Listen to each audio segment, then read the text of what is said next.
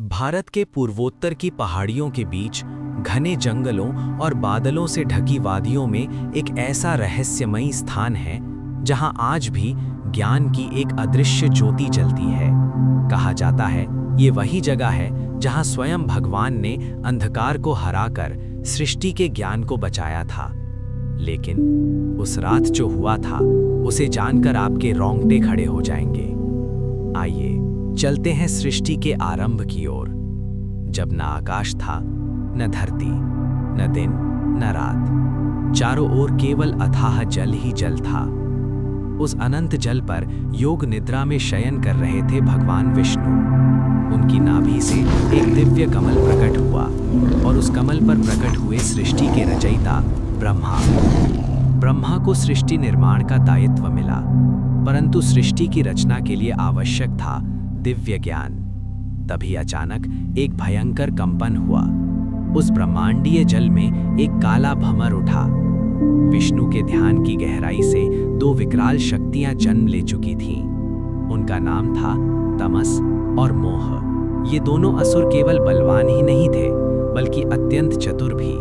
उन्होंने ब्रह्मा से सृष्टि का गुप्त ज्ञान छीन लिया और उसे ब्रह्मांडीय अंधकार की गहराई में छिपा दिया।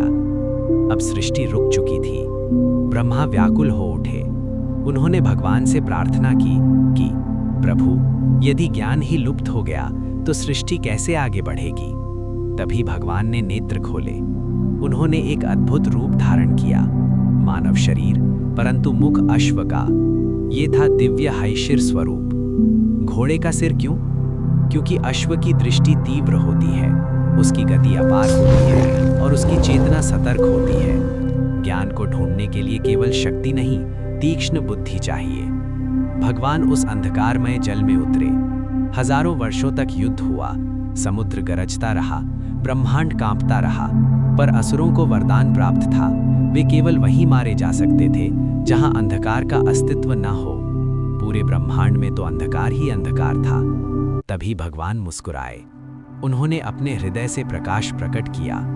वो प्रकाश इतना तीव्र था कि जहां वो खड़े थे वहां अंधकार का नामो निशान मिट गया। उसी प्रकाशमय स्थान पर उन्होंने दोनों असुरों का अंत किया। उनके नष्ट होते ही अंधकार पिघल गया और उससे बनी ठोस भूमि। यही पहली ज्ञान भूमि थी। कहा जाता है आज असम की पहाड़ियों में वही स्थान मणिकूट के रूप में जाना जाता है। युद्ध के बाद भगवान ने वहीं विश्राम किया और ब्रह्मा को ज्ञान पुनः सौंपा।